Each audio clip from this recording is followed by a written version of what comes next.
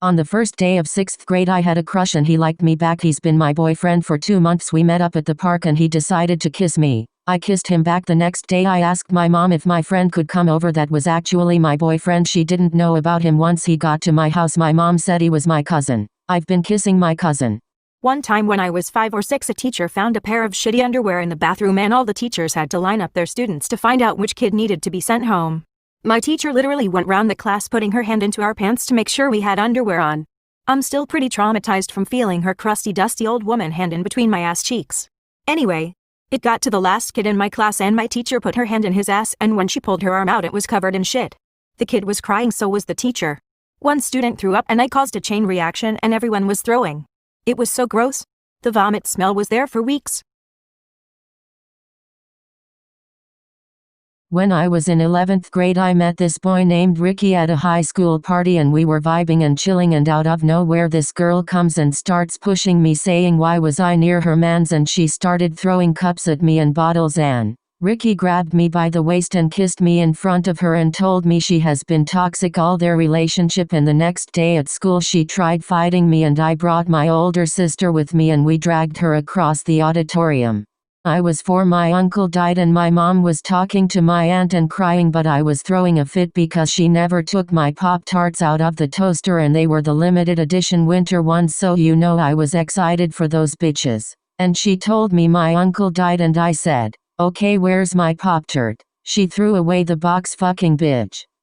I once faked a seizure during class to get out of taking a final exam in 5th grade. It was the end of the year and had a final exam coming up. I stayed up all night watching TV and spending 10 minutes or less studying. I know it wasn't healthy to do that, but I was immature. The next day my mind went blank. I had no idea what I just studied and my exam was in 1 hour. I walked into that cold ass freezing room nervous as fuck. I had to come up with something, so the first thing that popped into my head was faking a seizure or faking death. Like what in the fucking psycho ass shit was going on in my head? I don't know why that came to me, but I immediately fell to the floor and started flopping around like a fish out of water. Like bitch, I looked like Finding Dory. I even held my breath so I looked as pink as my coochie. Everyone was panicking and asking if I was okay. I said yeah, I'm okay, I just need to breathe. My teacher felt so bad and said I can take it next week. The following Monday, once in like 4th grade, we were in class doing work and suddenly the principal told us we were going into lockdown and that it was not a drill. So we all got into the corner of the room and someone banged and shook the door aggressively and we were all scared and about to cry except me because I was a little psychopath and I thought the thrill was fun.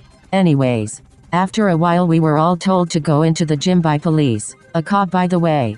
They were yelling at us to go when kids were pissing themselves probably. So we got to the gym and the principal told us it was actually just a drill and none of it was real, and I will never ever forgive that fat mouth.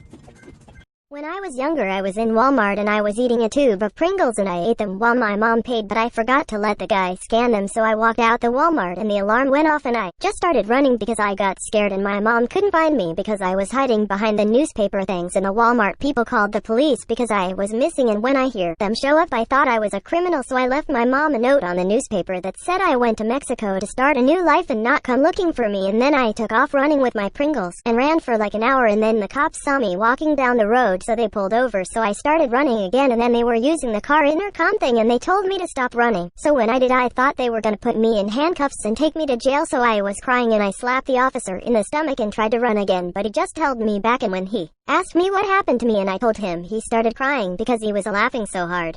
And he just gave my mom $2 for the Pringles and he was still laughing when he left. And that's the time I was a wanted criminal. When I was 16 I started dating my best friend of 2 years. Then, 2 weeks after we started dating we decided we wanted to do the do. He was in the middle of moving from an apartment to a house, so we snuck into his new house while his parents were at their apartment. The only thing he had in his room was his comforter and some decorative pillows and a couple of Funko Pop figures. We made out for at least an hour and we decided it was time to do it. The only problem was I was on my last day of my period, so I still had a tampon in. I told him that I was going to go take it out and he said no, it's okay, I got it, and pulled the tampon out of me. Then he said he was going to go get protection, but came back in his room quickly because his dad came to the house to start playing his guitars in the room next to us. Then, his dad walked into his room and made eye contact with me while I had no pants on and was covered by the blanket. Then his dad left us alone to go to Walmart because he didn't want to be in the house with us while it happened. Now we are getting married, Sparkles. In our school we took lockdowns pretty seriously as we are sort of in an unsafe town. We were doing our usual classwork in math when we heard the lockdown bell go off and the principal's voice came on through the machine and said it wasn't a drill. We were advised to go under the tables and lock all the doors, but our teacher was new and she didn't think it was real. She said, "Why is everyone sitting under their desk? It's just a stupid alarm." She opened the curtains back up and the girls started crying because they were scared of what our teacher was doing. One of the guys in my class said, "Are you stupid? We are all going to die." She made him sit next to the window as punishment and she said, "I hope you get shot first." Everyone reported her but nothing happened. In 8th grade, I got lucky enough to have a teacher named Mr. T. Everybody wanted to be in one of his classes, but I never understood why until I was put in one. I loved his class so much because he would make Musical.ly videos. With us, this story takes place when Musical.ly still existed, of course. One day my friend Mike and I were standing by his desk getting some extra help for the class, and we saw his computer password when he typed it in, and he didn't notice that his password was visible. That day after school, Mike came over to my house. We popped open a bag of chips, and we tried using his school computer password to log into his Musical.ly. The shock on both of our faces when the password actually worked was insane. We went through all of his drafts and saw some pretty scarring things like the Grind on Me challenge. No student should have to see that challenge done by their teacher. But getting into his account was so fun, and Mike and I still go on it sometimes.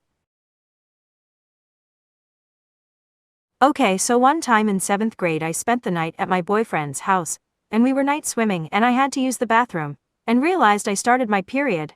I was literally just 13, and started a few months before, and never knew how to use a tampon, so I was looking for one. Then I remembered he lived with his grandma who had already went through menopause, so I don't find anything.